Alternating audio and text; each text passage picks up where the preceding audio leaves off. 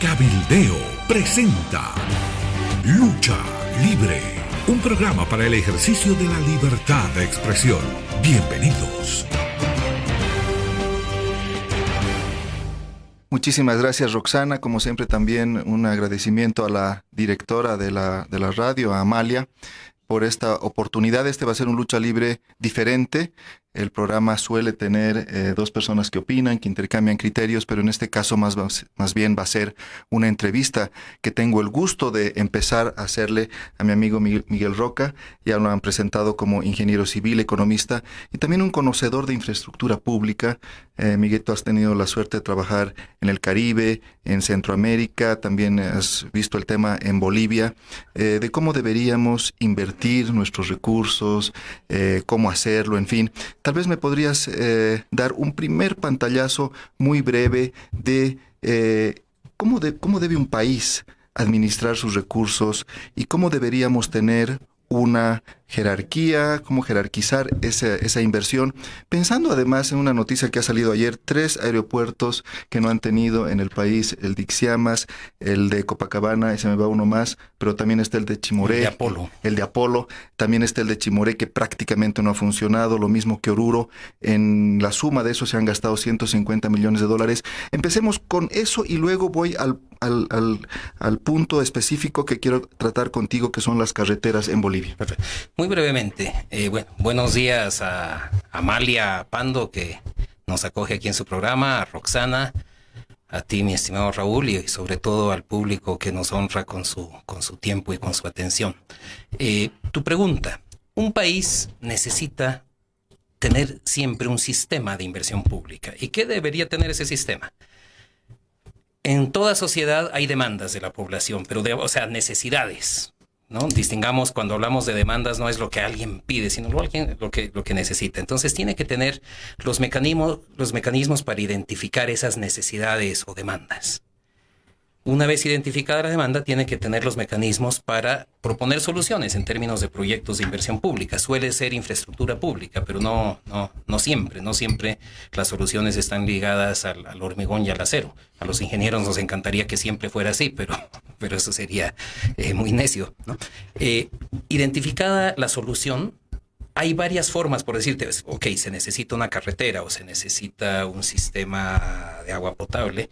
Entonces se hace lo que se llama la etapa de preinversión, que son estudios de factibilidad. Bueno, ¿cómo hacemos? ¿Cuánto va a costar? ¿Qué alternativas hay? Siempre hay más de una solución de infraestructura para un determinado problema. Y si vale la pena hacerlo. Y si vale la pena, además, analizar el costo-beneficio con las alternativas. Ves el costo-beneficio. Y también con las alternativas ves algo que no podemos soslayar, que es el impacto ambiental. Uh-huh. Entonces, una cosa es si haces una carretera por un lado, que cruza muchos ríos, o si la haces por otro lado, que no cruza ríos, pero quizá cruza un ambiente con mucha biodiversidad. Entonces, en el costo-beneficio hay diferentes montos de inversión, perdón la redundancia, diferentes costos y beneficios, y sobre todo diferentes impactos ambientales. Entonces, una vez que escoges el más indicado o el más posible, porque a veces el más indicado está muy lejos de la posibilidad presupuestaria. Es muy caro, claro. Es muy caro, ¿no? Entonces lo escoges. Tienes que tener la etapa de contratación, que tiene que ser competitiva y transparente. Y después de eso, en esa etapa de contratación, tienes que tener buenos contratos bien diseñados, pliegos bien hechos, para que la gente que está ofertando sepa exactamente a qué se está comprometiendo, y eso esté absolutamente claro, que es lo que, si tú me haces una oferta, a qué te estás comprometiendo y qué te estoy exigiendo yo para pagarte. Y pasado eso, se tiene que recibir la obra y darle un mantenimiento. Algo que no... eso es lo ideal. Y eso es lo que en Bolivia existió, por lo menos en papeles. Había el Sistema Nacional de Inversión Pública, que se fue desarrollando desde más o menos mediados de los 90, o principios más bien de los 90, hasta una década después, ¿no? Uh-huh. Se desarrollaron reglamentos, sistemas, una cosa... Relativamente bien pensado. Relativamente bien pensado. En el caso boliviano, ahora después de Evo Morales, cuando vemos que hay 3 aeropuertos que no han sido usados nunca, ¿qué es lo que ha fallado en ese proceso? Que han sustituido ese Sistema Nacional de Inversión Pública, ese modelo, con lo que yo le llamo el modelo le meto nomás. Uh-huh. Lo ha dicho el presidente, aunque sea ilegal, Le meto nomás. No lo ha dicho el ministro Cocarico, por decirlo, ¿no? Sabíamos que en San Buenaventura no había caña, pero era una demanda regional. ¿Qué es lo que ha pasado? Que el gobierno ha cambiado un sistema nacional de inversión pública por un sistema corporativista, un sistema de clientelismo político, ¿no?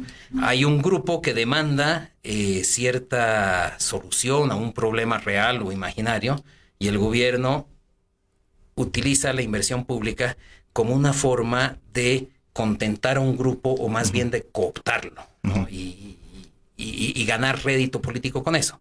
Entonces se obvian todas las partes de preinversión, y vamos a ver cuando entremos en tema que cuando se obvia la etapa de preinversión, de estudiar bien el proyecto, suele haber muchísimos problemas, y esa es la marca, digamos, de la inversión pública durante la última década. A mí me parece, tienes razón, ¿no? Cuando hay presiones, por ejemplo, vamos a hacer una fábrica de azúcar aunque no haya caña, en fin, con un cálculo político, un cálculo electoral, pero hasta eso les falla a veces, ¿no? Porque en Ixiamas no sé exactamente cuánto podrán tener por un aeropuerto, en fin. Y si nosotros pensamos en el Museo del Presidente, yo te aseguro que hubiera tenido más efecto político hacerlo en el Alto, por ejemplo, o en Oruro, que hacerlo en Orinoca, ¿no? Pero a veces hasta el cálculo político les falla. La semana pasada, en la entrevista, en el diálogo que tuviste con Amalia Pando, me llamó la atención este tema y quisiera que lo volvamos a resumir, aunque nuestros oyentes ya lo han escuchado, que nos pudiera resumir este tema el tema de los puentes de la carretera Roborel Carmen, que en un primer contrato estaba incluido el costo de los puentes, pero luego en un segundo contrato el presidente Morales o su gobierno emiten, me parece, un decreto supremo donde le permiten a otra empresa, casi como un regalo a las dos empresas, a la anterior que debía haber hecho los puentes y a la nueva que los termina haciendo. ¿Nos puedes contar un poquito el tema de, llamaríamos, puentes? Ok, el tema de puentes con relación a Camargo Correa, con relación al tramo carretero Roborel Carmen. Cuando se decide hacer la carretera Roborel Carmen, que difícilmente se podría encontrar alguien en Bolivia que se opusiera a esa carretera. Es la carretera Santa Cruz-Puerto Suárez, que nos vincula con el Brasil, que desarrolla todo el negocio de oleaginosas de la soya y sus componentes, que permite también el intercambio comercial de toda esa gran contingente de mercadería asiática que viene desde Iquique y pasa por nuestro territorio y se va a esa parte de que en realidad es un corredor bioceánico. Es un corredor pero bioceánico, no ferrocarrilero, sino carretero. Exacto, digamos. era fundamental. Correcto. No cabe la menor duda que era una prioridad, era Total. necesario, era fundamental. Bueno, cuando licitan esa obra, la licitan llave en mano. ¿Qué quiere decir? Que por el apuro le delegan al contratista la responsabilidad de diseñar también. Entonces, normalmente, o la otra forma de contratar es, yo quiero hacer una carretera de A a B, entonces hago un estudio, ya sea que lo contrato o lo hago yo mismo con mi gente, pero entonces ya tengo diseñado. Entonces eso es lo que llaman el proyecto de diseño final. Entonces está exactamente cómo va a ser, por dónde va a ir, cómo va a ser el pavimento, los espesores de las diferentes capas, etc. Pero para obviar esa parte de diseño, se lo contrata llave en mano, de manera que el contratista, tú le dices, ¿cuánto me cobras por hacerme una carretera entre A y B? En este caso, entre Roboré y el Carmen. Entonces, tanto. Perfecto. Y tú te encargas de todo. Tú tienes que construirme la carretera de A y B. Si por ahí cruzan 4 ríos, pues el proponente tiene que haber visto que cruzan 4 y no 8 ni 2, ni 10, ¿no? En este caso, 15 flujos de agua, 15 ríos, riachuelos. Entonces, se firma el contrato, llave en mano, aquí tengo el monto, por $119 millones. ¿Y con la Camargo Correa o con Camargo Odebrecht? Correa, se firma con las dos, porque, a ver, volvamos un ratito, ¿no? Porque Carlos Mesa firma un decreto, dice, es prioridad esta carretera y autoriza al Servicio de Caminos a licitarla. Luego, es probable que el Servicio de Caminos le dice, mire, son 250 kilómetros, es muy largo, muy grande esto, partámoslo en 2. Entonces, perfecto. Carlos Mesa saca otro decreto diciendo, pártanlo en 2, Roboré el Carmen Arroyo Concepción y liciten los 2. Perfecto. Y se licita además con financiamiento del proponente y llave en mano. Recordemos que en ese momento los comités cívicos estaban, ¿no? Eran muy fuertes. Eran muy fuertes, y muy recuerdo, fuertes, muy había fuertes. bloqueos y la típica presión. Sobre todo de Santa Cruz. Sobre todo de Santa Cruz y de Puerto Suárez. Mm. Además, entendible la presión, decían, ya es hora. Ya es hora de Que se haga terminar esto. esa carretera. Exacto. Entonces, el segundo decreto separa los proyectos, autoriza la separación de los proyectos. Se licita. Hay licitaciones internacionales solamente abiertas porque era con financiamiento al proponente. Entonces, el proponente tenía que decir, yo lo voy a financiar de esta manera. Aparecieron las empresas brasileras con financiamiento de su gobierno. Tercer decreto de Carlos Mesa dice, bueno, aceptemos esas condiciones de financiamiento que no eran exactamente las que esperábamos, porque implicaban que había que poner, el gobierno tenía que poner un aval a ese financiamiento. Y su cuarto decreto es, el tercero y el cuarto es, aceptemos las condiciones de financiamiento en el tramo de Camargo Correa y en el tramo de Roborel Carmen. Ujú. Cambia el gobierno, entra el presidente Rodríguez Belcé. Como no se pudo conseguir el financiamiento, como no se pudo conseguir el aval, logró cambiar el financiamiento, consiguió 180 millones de la CAF. Ujú. Pero la suma de los dos contratos que se habían adjudicado antes eran 213 millones. Ujú. Y el gobierno de Rodríguez Belcé consiguió solamente 180 millones de la CAF. Ujú. Entonces pudo haber hecho dos cosas. Como era plata de la CAF, entiéndase de libre disponibilidad, pudo haber vuelto a licitar. Ujú. De hecho, sacó una ley autorizando una nueva licitación. Ujú. Y los contratos que había tenían una cláusula suspensiva, que si no se consigue el financiamiento, pues quedan en nada. Entonces no había problema de que hubiera contratos. Pero, ignoro por qué, pero seguramente también presiones regionales, ¿no? Y es a lo que me voy. Mm.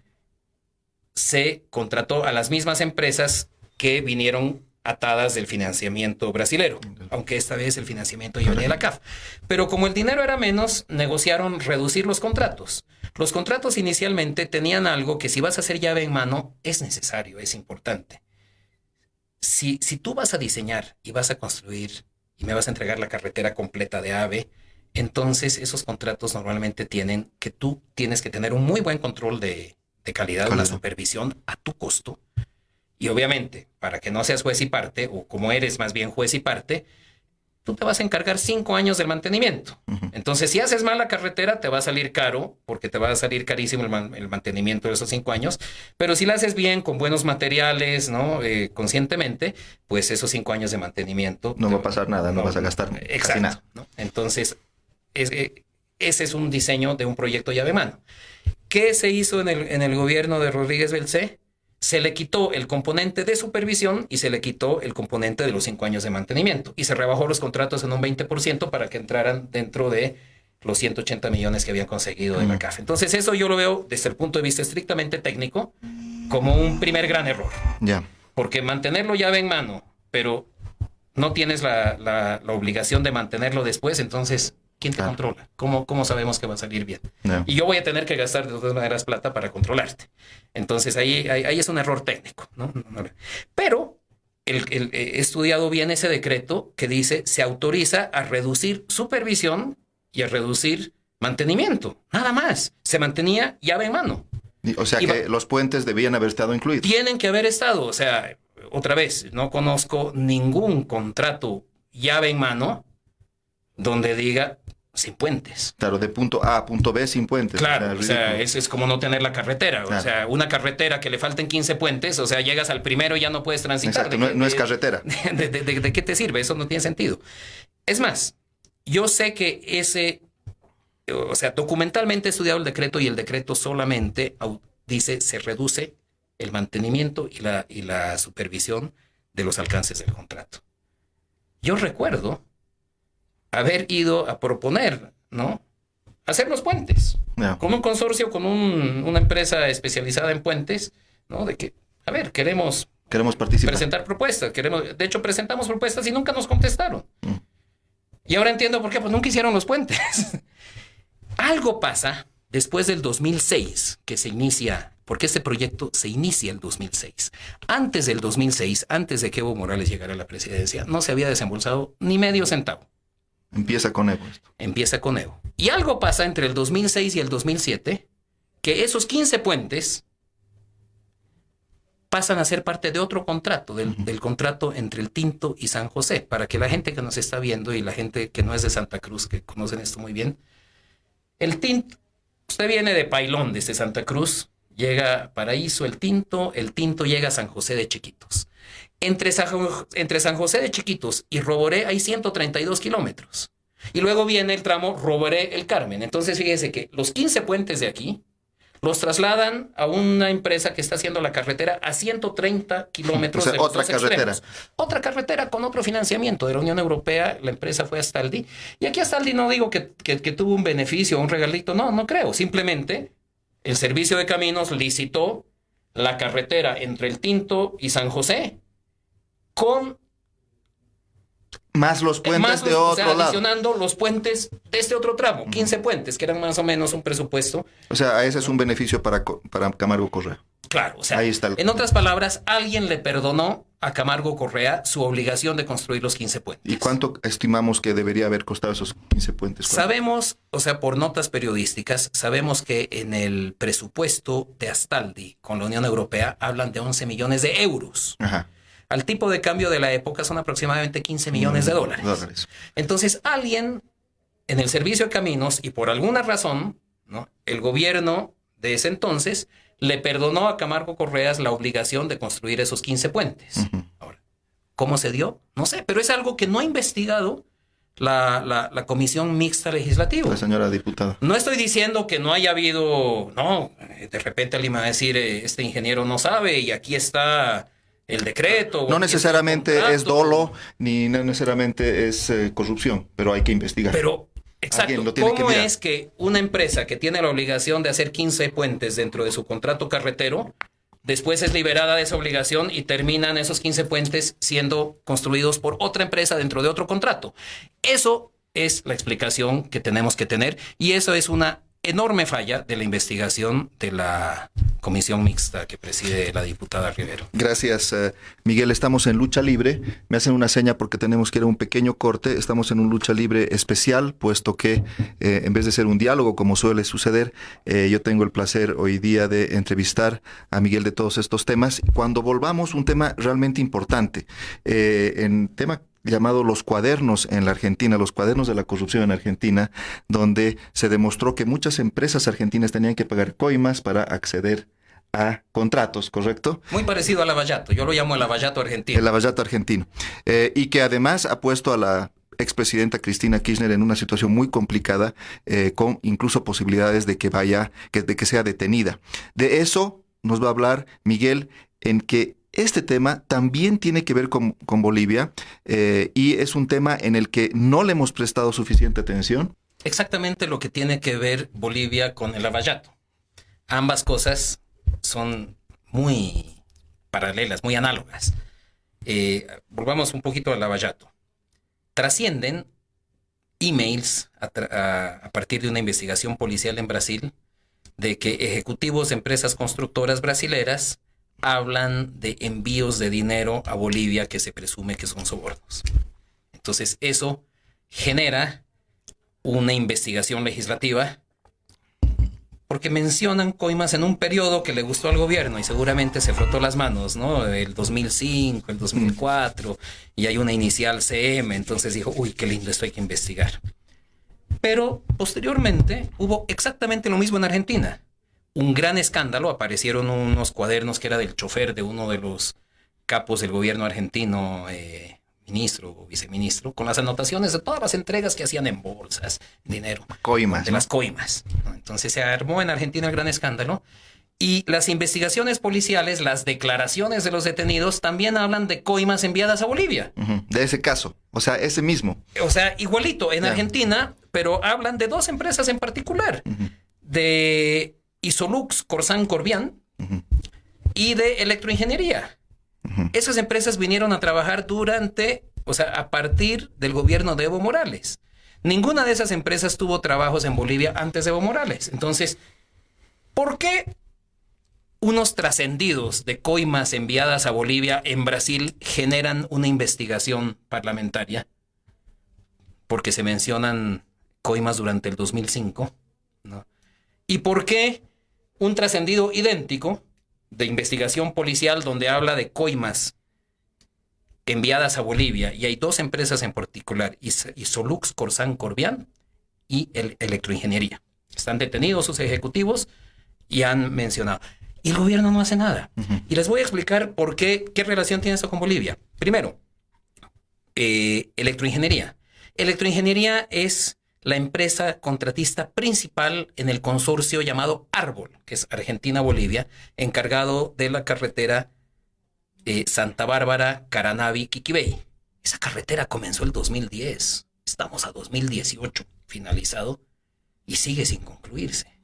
Eso es un escándalo mayor, porque además, o sea, quisiera darle alguna orientación a los parlamentarios que tienen que fiscalizar esto, pero, oye, ahí está Electroingeniería.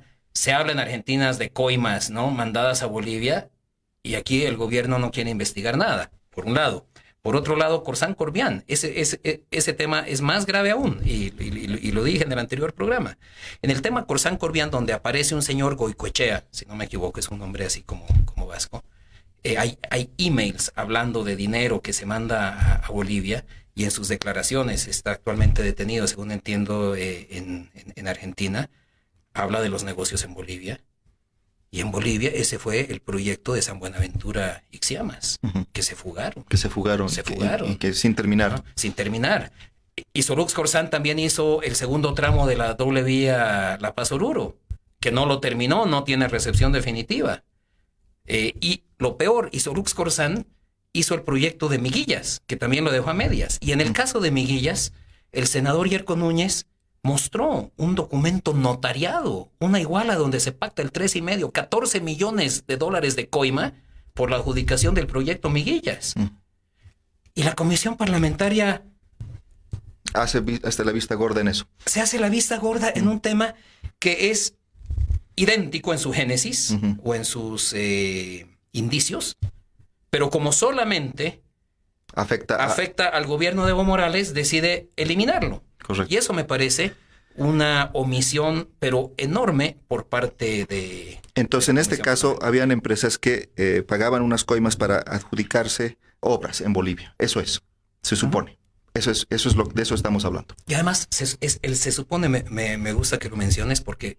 ¿O no se supone? No. Se supone, y además lo más lindo, o lo más irónico, es que la comisión mixta, en su informe enviado al Parlamento, ellos son los que suponen. He tenido oportunidad de acceder al documento, supongo que es público, y dice en una parte que en sus investigaciones han determinado el modus operandi. ¿Y cuál es el modus operandi? Primero, tener agentes como brokers de la coima. Segundo, nombrar autoridades interinas que son fácilmente manipulables. Oye, o haces lo que te digo, te vas. Patitas para afuera. Y tercero, generar con decretos excepciones a las adjudicaciones competitivas vía licitación. Eso la comisión mixta, en su informe firmado por doña Susana Rivero, dice que es el modus operandi. Oye, ese es el modus operandi, es justamente lo que acabo de escribir del modelo Le Meto Nomás. O sea, este gobierno,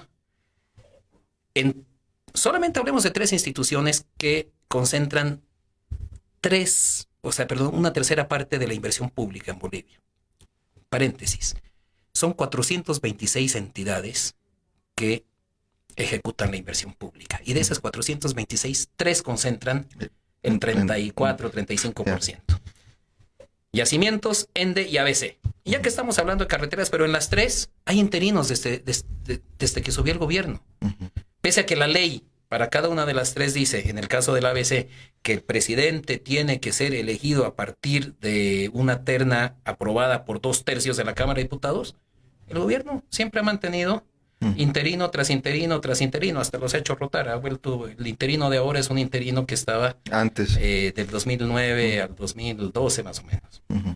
Entonces, primer caso del modus operandi identificado por la comisión mixta, es ese. se cumple. Segundo caso, dice, mediante decretos de excepción evitan las licitaciones transparentes y públicas. Oye, los decretos que este gobierno ha firmado para adjudicar todo por invitación directa y evitar la competencia transparente en las contrataciones estatales son muchísimos. Claro. Están en mi libro, ¿no? Pero exacto, ahorita, y tú calculabas más de 90%, creo, en tu libro, ¿no? En invitaciones... por invitación pública, por invitación directa, ese cálculo yo no lo he hecho, lo ha hecho otra gente, pero he visto cifras que rondan entre el 60 y el 75%. No llega a 90, pero igual sí, pero, más o sea, de 2/3. Se ha hecho la regla y no la excepción. Entonces, el segundo tema del modus operandi identificado por la comisión mixta para el caso Camargo Correa, check. O sea, es la norma en el gobierno, ¿no? Y la tercera, de tener agentes externos negociando las coimas, check. Y lo ha aprobado el senador Yerko Núñez, mostrando un documento notariado donde se pactan los 14 millones de dólares de comisión para la adjudicación de miguillas para la empresa Isolux Corsan, que está involucrada en los escándalos en Argentina de los gobiernos de corrupción y han trascendido emails donde habla de coimas enviadas a Bolivia. Entonces, la gran pregunta es, oye, la comisión mixta tuvo 1 millón de bolivianos de presupuesto, 6 meses, varios integrantes y todo el poder del Estado para exigir de la fiscalía, de la ASI y todo. Y no salen con nada, ¿no? Este servidor googleando, o sea, puede averiguar más, ¿no? Más que una comisión con 1 millón de bolivianos. Claro, la otra pregunta es, ¿en qué gastaron el 1 millón de bolivianos? Me interesaría saber, y creo que nos debe una explicación la comisión mixta de en qué se gastó ese 1 millón de bolivianos, porque no han averiguado nada. Nada que no se pueda averiguar por Google, ¿no? Por internet, excepto quizá los movimientos bancarios. Pero para eso está la UFI, ¿cómo se llama esta unidad especializada de la... Sí, la unidad de investigaciones financieras. Exacto, ¿no? Entonces, y no creo que haya tenido que pagarle la comisión a esta unidad para que les dé esa información. Entonces, ¿en qué se gastaron 1 millón de dólares y 6 meses? Esa es otra buena pregunta. Muy bien. Y hay un agravante en este caso, Miguel, porque en el caso que tú has mencionado, sobre todo de Isolux, de esta Corsan Corbian, es que han abandonado las obras y no se han, o sea, porque muchas veces se dice, bueno, han pagado unas coimas, ha habido corrupción, pero por lo menos tenemos un camino. Ahora aquí han habido coimas, ha habido corrupción, pero tampoco está el camino, y al final ellos han terminado fugando del país por un contrato mal hecho, porque presumo que tendría que haber habido letras de garantía. ¿Cómo es posible que se fuguen unas empresas y dejen un camino sin terminar? Bueno, es posible. Ha ocurrido. Ha ocurrido. Aquí hay una clara falencia en la adjudicación, porque te voy a decir otro caso. Si tú googleabas antes de la adjudicación a esta empresa, yo lo hice, trabajo en el sector, Isolux Corsan ya tenía grandes escándalos de corrupción en Chile y ya le habían ejecutado o resuelto contratos millonarios. Tenía como 500 millones de dólares en Chile, en la India y todo. Bastaba googlear Isolux Corsan para darse cuenta antes de la adjudicación, oye, con esta empresa no hay que meterse. Yo ya sabía que estaba en serios problemas. Todos en el mundo de la construcción, todos los que conocemos sabíamos que Isolux Corsan era un zombie, ¿no? Era una empresa que ya había tenido un salvataje financiero y estaba, ¿no? Y que ya le habían resuelto en Chile sus contratos en medio de grandes escándalos de corrupción, lo mismo en la India. Y creo que en Panamá también. Sí, o sea, en Centroamérica. Googleando te enterabas. Entonces, que el gobierno le haya adjudicado el contrato a Isolux Corsan es una gran irregularidad. Pero si a eso le añades que 2 semanas antes, y ni siquiera 10 días antes, más o menos, ¿no?, habían notariado una iguala por el cual se comprometían a pagar el 5% de la adjudicación, oye, 1 más 1 es 2, ¿no? Terrible. Ahí está la respuesta. ¿Por qué ocurre eso? Terrible. Bueno, en algún momento en el futuro vamos a tener una justicia independiente que pueda investigar todo esto, como se está investigando en Argentina, como se está investigando en Brasil el tema del Lavallato, como se está investigando en Perú. Hoy día o ayer el expresidente Alan García involucrado también en el tema de Odebrecht, ha pedido, como se sabe, asilo en la Embajada de Uruguay en Lima. Volviendo a ese tema, ¿cómo también tú te has mencionado y te has preocupado del tema de la Queiroz Galbao, su relación con la OAS, todas estas obras que en algunos casos empezaban con una empresa, terminaban con otra? Cuéntanos un poco de esa parte, por favor. A ver, hablemos de lo que dice el informe de la comisión, ¿no? Con la Queiroz Galbao.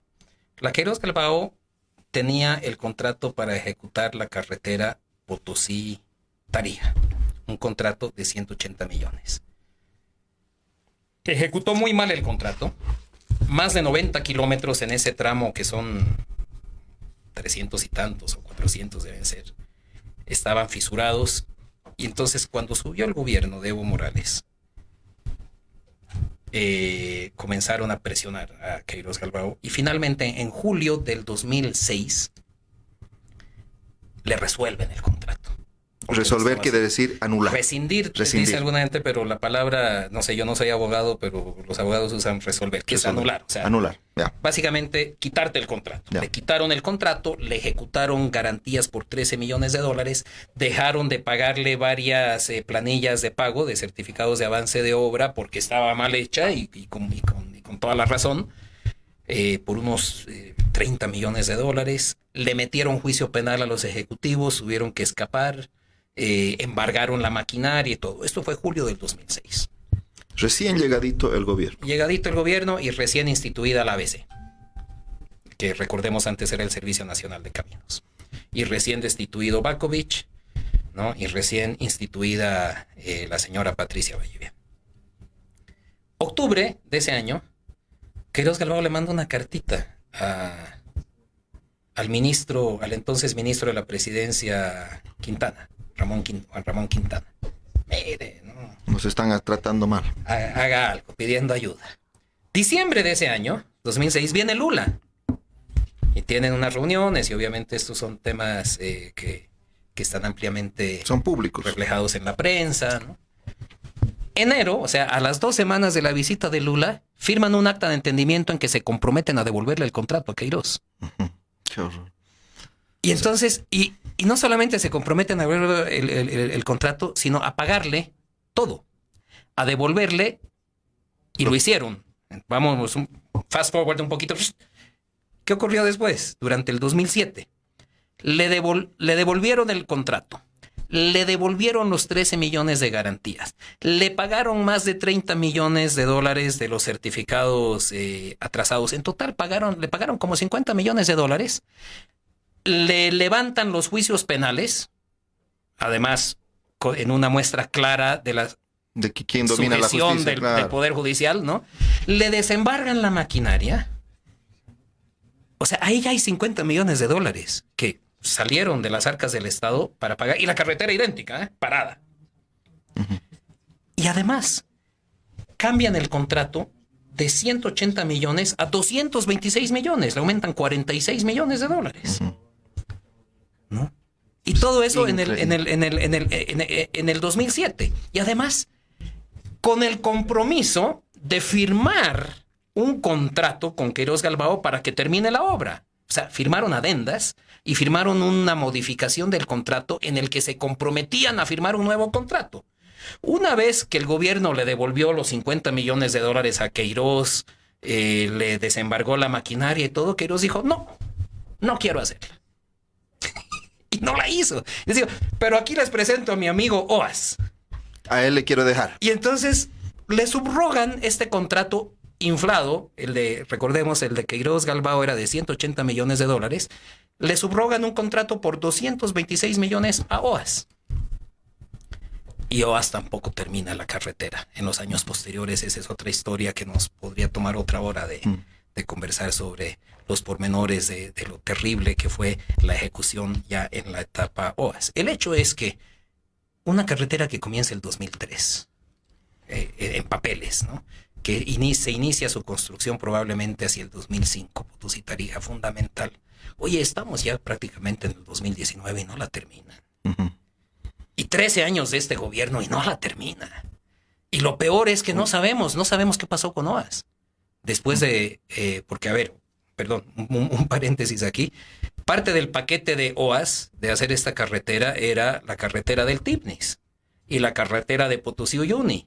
Y también hubo un intento de darle la carretera La Paz-Oruro, llave en mano. Lo intentaron y eso se cayó, al final anularon la licitación, pero lo intentaron. Entonces, evidentemente, o sea, también con todos los trascendidos que hay de Imens y todo, y de que OAS financiaba la campaña del PT y que financió la campaña de Evo Morales y todo, o sea, y todos estos temas, la Comisión Mixta de Investigación no los menciona. Para nada, no existe. Para nada. No existe. Entonces, lo primero que tiene que explicar es ¿por qué le devolvieron el contrato a Queiroz Galbao? Si dicen que era tan malo, y sobran declaraciones públicas de las autoridades de este gobierno diciendo que eran unos, además utilizando palabras como maleantes, ¿no? O sea, las palabras usuales, las palabras usuales, usual. Demanda penal de por medio también con acusaciones de delitos muy claramente especificados. Y de repente, una carta a Juan Ramón Quintana, una visita de Lula a Evo, quizá jalón de orejas de por medio. Y o promesas, vaya uno a saber, ¿no? Eso ya sí, obviamente está en el terreno de la especulación y mejor no entrar ahí, pero ¿qué es lo que ha ocurrido? Lo que sí es cierto. Julio le ejecutan las boletas y le hacen todo. Octubre queja a Juan Ramón Quintana.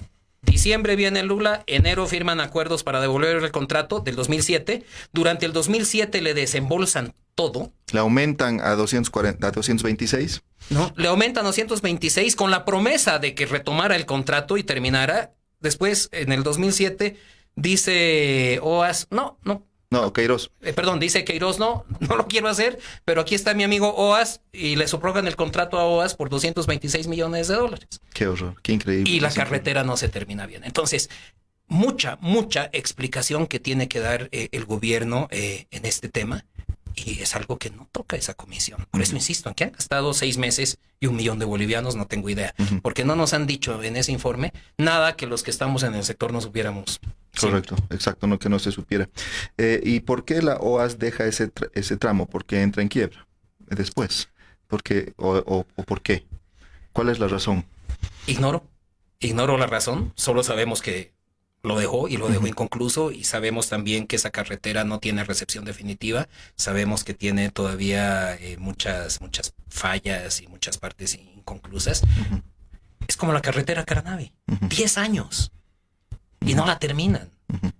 Y cuando una comisión del Congreso que debe fiscalizar se propone fiscalizar el tema carreteras, no menciona estos grandes fracasos y estas enormes irregularidades, además con documentación muy fehaciente, insisto, en el contrato notariado, ¿no?, por el cual se compromete la empresa a entregar $14 millones por la adjudicación de miguillas y 5% por cualquier nuevo proyecto. Y dice, por un nuevo proyecto, más o menos, pero 10 días después de que hacen el reconocimiento de firmas de eso, le adjudican San Buenaventura y Xiamas, además borrando anteriores informes de calificación que les adjudicaba los contratos a empresas chinas.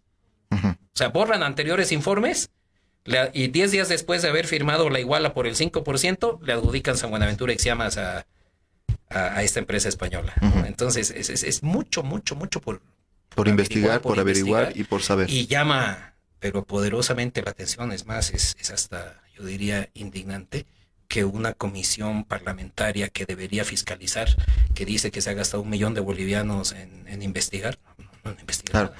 En realidad la comisión tenía un objetivo político. Ese objetivo político era intentar involucrar en el tema a Carlos Mesa, porque es un candidato electoral con posibilidades, el favorito de los opositores. Pero había un problema para la comisión, y es que las coimas pagadas por la Camargo Correa eran posteriores al gobierno de Carlos Mesa. Entonces ahí es donde la comisión empezó a hacer una serie de juegos extraños, como que estaba amarrado previamente y en realidad no, o sea, realmente Eso es bien interesante. Y lo otro interesante es cuando el presidente Morales le da 24 horas para que se retracte o que se tenga las consecuencias, porque cómo es que es esa coima que me dicen que de mi gobierno. Eso también es interesante, Miguel, porque ¿sabes qué pasa? Que yo te aseguro que el presidente no sabe que hay un informe de Brasil, de la policía brasileña, que se llama Castillo de Arena, y que luego ha llegado a Bolivia, y que ha habido una comisión que no sé en qué ha gastado 1 millón de bolivianos, en el que hay unas fechas de unos pagos, de unas coimas, y una de esas coimas es 2008. Pero el presidente lamentablemente está tan aislado de lo que sucede, ¿no es cierto? En el que yo te aseguro que cuando él dice, oye, por favor, esto tienen que retratar, es porque ese día se ha enterado. Nadie le ha dicho en los meses anteriores o años anteriores, como tú dices, nosotros googleamos y leemos el periódico, el presidente no. El presidente recibe un reporte, ¿no es cierto? Y en ese reporte obviamente le quitan cosas, en fin. Y entonces el presidente hace el ridículo y queda totalmente en offside cuando dice, le doy 24 horas. Han pasado las 24 horas, no ha pasado nada, en fin. Y seguramente alguien le debió decir al presidente, sí, hay una coima del 2008. Además que obviamente el expresidente Mesa no ha acusado a Evo de él haber recibido esa coima, sino en su gobierno, que es muy diferente. De todas maneras, quiero volver al tema de los caminos. Bueno, y por eso, cerrando un poco esto, por eso es que la comisión no investiga más, porque su objetivo es plenamente político. Ojalá tuviéramos realmente una comisión que pudiera investigar adecuadamente las cosas. Ya Susana Rivero, la diputada, investigó el caso de Camse el año pasado, hace 2 años, y las conclusiones fueron las mismas. El taladro está ahí, no hay ninguna cosa, ¿no? Y yo quisiera hacer énfasis en algo que sí me parece un buen aporte de la comisión, es que identifica el modus operandi de la corrupción. Uh-huh. Y en la identificación de ese modus operandi, en que dice, es tener autoridades nombradas a dedo, ¿no? Y no de acuerdo a ley, interinas, para que sean fácilmente manipulables y cambiables. 2, tener decretos de excepción que eliminan las normas de contratación transparente y competitiva. Y 3, tener agentes externos negociando. Uh-huh. Está perfectamente bien identificado el modus operandi, que está probado que es el modus operandi institucionalizado durante el gobierno de Evo Morales. Correcto. ¿No? Entonces ese sí es un buen aporte de la comisión. Y en eso sí hay que darle un aplauso a la diputada Rivero, porque ha identificado con claridad el modus operandi, y sobre eso hay que seguir investigando. Correcto. Mira, el otro tema que es interesante es que el presidente dice, cuando me vaya, si es que me voy del poder, espero que ustedes me defiendan porque la derecha me va a atacar y me van a acusar. ¿No es cierto? O sea que el presidente está consciente de que si deja el poder, todas estas cosas se van a investigar verdaderamente por comisiones verdaderas, genuinamente interesadas en aclarar los hechos, y no como esta comisión política de la diputada Rivero. Tú ves que en el tema de caminos, tú que has visto y tú que eres un especialista en el tema de infraestructura, inversión pública, ¿tú crees que es en caminos el lugar donde más irregularidades hay? O podríamos también decir que, por ejemplo, en yacimientos, no sé, pero o es caminos incluso por montos tan elevados de construcción. Tú mismo dices, carretera a Caranavi no la pueden terminar. 13 años y no podemos terminar Potosí-Tarija adecuadamente. En fin, ¿tú crees que es ahí donde hay más corrupción? No, yo creo que no es ahí donde... O sea, indudablemente hay corrupción en ese sector, no tengo la menor duda. No sé si hay más ahí o en hidrocarburos, o hay más ahí o en los proyectos de Evo Cumple que no tienen... Ninguna supervisión. Que no tienen ninguna supervisión, no tienen prediseños, no tienen nada. Eso sí son hechos al calor político y en un clientelismo ya más vergonzoso. Son como darle un sindicato una sede, ¿no? Una sede social. O darles autos. Darles autos a los dirigentes. O sea, esos son los proyectos de inversión pública. O sea, es vergonzoso, es grotesco. Yo creo que si esto uno lo dice en un foro internacional, no te lo creen. Dices, no, este es opositor y quiere hacer quedar mal a su gobierno. No te creen que las cosas pueden haberse degradado tanto.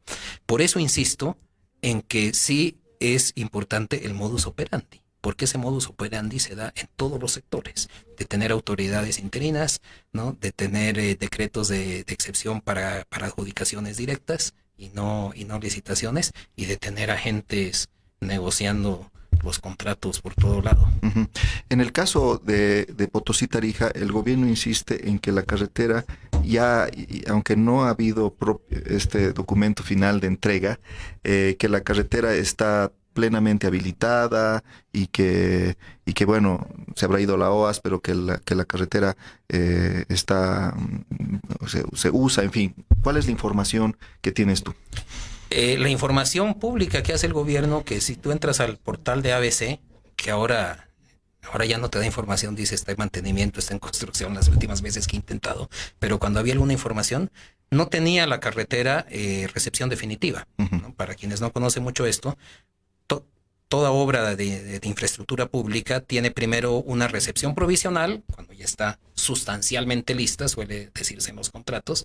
Entonces se mira y entonces se ven pequeños detalles, ¿no? Mira, esto está mal, arregla esto. Entonces se hace una lista y tienen un máximo, las carreteras que son proyectos grandes, un máximo de 6 meses para subsanar esas deficiencias y proceder a la recepción definitiva. En el caso de Potosí-Tarija no hay recepción definitiva. Y fíjense una cosa, ya no hablemos de lo contractual. A este gobierno que le encantan las inauguraciones, ¿acaso ha inaugurado la carretera? Nunca se inauguró. ¿Tú crees que, fíjate que inauguró La Paz-Oruro cuando le faltaba muchísimo para terminar y tampoco tenía ni siquiera recepción provisional ni recepción definitiva? Inauguró La Paz-Oruro en febrero del 2014, antes de las elecciones. Correcto. Un clarísimo cohecho electoral, faltaban pasarelas, faltaban distribuidores y faltaba asfaltar un montón.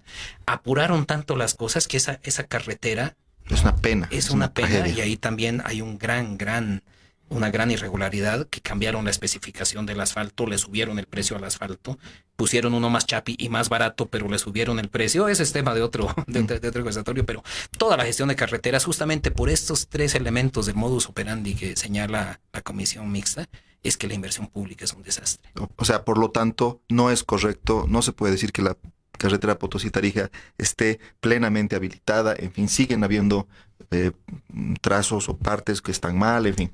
Confieso que hace bastante, un par de años por lo menos, que no transito, pero Ya. la última vez que transité por ahí habían partes que no tenían pavimento, habían desvíos, había una serie de irregularidades. No sé cómo estará ahora, pero la última vez que verifiqué, que debe haber sido hace unos 6, 8 meses, en el portal de ABC tampoco tenía ni en el SICOES, no tenía recepción definitiva, que ese es el cierre de un contrato. Perdón, de un proyecto, es el cierre contractual de un proyecto. Cuando todo ya está bien, se cierra el proyecto. No lo tiene. No lo tiene. Y la mayoría de las carreteras que ha iniciado la ABC no lo tienen. No lo tiene. Miguel, nos quedan un par de minutitos, unos 2 o 3 minutos más para cerrar este programa. Hemos tenido un lucha libre espectacular hoy día. No un intercambio de diálogos, sino más bien he tenido el gusto de entrevistarte. En este cierre de 2 o 3 minutos, ¿qué otros elementos crees tú que deberíamos nosotros preocuparnos por este tema de la inversión pública y caminos probablemente relacionado al Lavallato? Creo que el tema principal nos lo señala la diputada Rivero. Tenemos que acabar con ese modus operandi. Y lo primero, que el gobierno nombre autoridades en ABC, en yacimientos, en ENDE, de acuerdo a su ley. Y además tienen 2 tercios. Tienen no es que- 2 tercios, no es que tienen que negociar negociar con nada. nadie. ¿Por qué esto se presta? Pues, o sea, ¿por qué teniendo 2 tercios no cumplen con la ley y siguen en interinatos? ¿Por qué quieren tener a alguien nombrado a dedo? ¿Será que es para que obedezca al poderoso y no obedezca a la ley? Entonces, lo primero, tenemos como país, como sociedad, como bancada del MAS, exigir el nombramiento de autoridades de acuerdo a ley. ¿Cómo se llama el alcalde de Santa Cruz? Percy Fernández. No te cabe duda. Y tú vives en La Paz, pero sabes, ¿no? Percy Fernández tiene un presupuesto de 400, 500 millones de dólares al año, como lo tiene Revilla más o menos, ¿no? Igual, pero todo el país sabe los nombres de los alcaldes, que son autoridades elegidas, nos pueden gustar o no, pueden ser buenos o malos, pero tienen un consejo que los fiscaliza. ¿Cómo se llama el presidente de la ABC? La verdad que no sé. Y ese señor maneja 6, 7 veces más que Percy Fernández, de tu plata. Y tú eres una persona informada. Y no te quiero hacer sentir mal No, con correcto, esto, perfecto. porque yo creo que nadie que nos ve, a no ser que realmente lidie, que trabaje con la ABC, sabe su nombre. Pero justamente ese es el problema de estas autoridades elegidas a dedo. su currículum, su idoneidad no ha sido tamizada bajo ningún o por ningún ente ni en ninguna instancia. Entonces, lo primero, concretamente tu pregunta, exijamos que en ABC, en ENDE, en yacimientos, por lo menos esas tres, que concentran la inversión pública de nuestro país, hay autoridades nombradas de acuerdo a ley y no con el dedazo del poderoso, para que respondan a la ley y no al poderoso. Es primer punto. Segundo, esas normas de compras estatales, de adjudicación directa, inclusive las licitaciones, básicamente lo que dicen es adjudícale a quien quieras y va a estar bien. O sea, ¿no? Eso hay que cambiarlo, ¿no? Yo creo que con esas dos medidas, y tercero, dejemos de utilizar los recursos públicos con fines políticos. Claro, es muy interesante, ya estamos realmente en la parte final. Me parece a mí que hay una dificultad de la opinión pública de entender estos temas, porque también hay una dificultad de los periodistas de entenderlo. Son cifras muy grandes. Son temas complejos, en fin. Obviamente que no hay un acompañamiento de la justicia que pueda, cuando salen estos temas, que realmente se preocupen. Obviamente no lo va a haber hasta que no se vaya el régimen, pero todos yo creo que somos responsables, y más bien, qué bien, Miguel, que tú seas una de esas personas que sigue batallando porque hay una mayor información al respecto, y que incluso la modorra de nosotros los periodistas, un poco removernos y decir, oye, preocúpense de estos temas que son realmente tan importantes. El presidente de la ABC tiene 6 veces o 7 veces más de presupuesto que el alcalde de La Paz o de Santa Cruz, y es una persona interina que además va rotando y que es casi temporal, interino temporal, ¿no? Y después vuelve al cargo. Sí, luego lo pasaron a manejar los temas de agua y después volvió aquí y lo rotan. Patricia Vallevián la pasa a manejar las empresas estatales. Manejan nuestra plata y nadie sabe quiénes son. Exactamente. ¿No? Y nadie sabe, nadie ha visto su currículum, no ha habido un debate sobre la idoneidad profesional, la capacidad de la persona, que es lo mínimo que tiene que haber si vas, aunque sea a utilizar tu rodillo parlamentario de 2/3, por lo menos un debate entre tus parlamentarios vas a tener. Va a haber unos que apoyan a unos y otros a otros. Exacto, tener por lo menos varios candidatos, y además esa persona tendría una cierta garantía de que por lo menos en el tiempo se va a quedar hasta cumplir su mandato. Hemos terminado, les agradezco muchísimo, muchas gracias, Miguel. Hemos estado con Miguel Roque, economista, ingeniero civil, especialista en temas de inversión pública. Creo que ha sido una lucha libre diferente, pero muy sustancioso y con mucha información.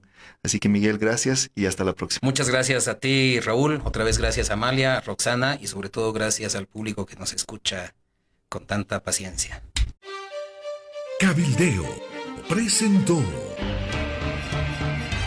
Lucha Libre, un programa de opinión que se transmite de lunes a viernes.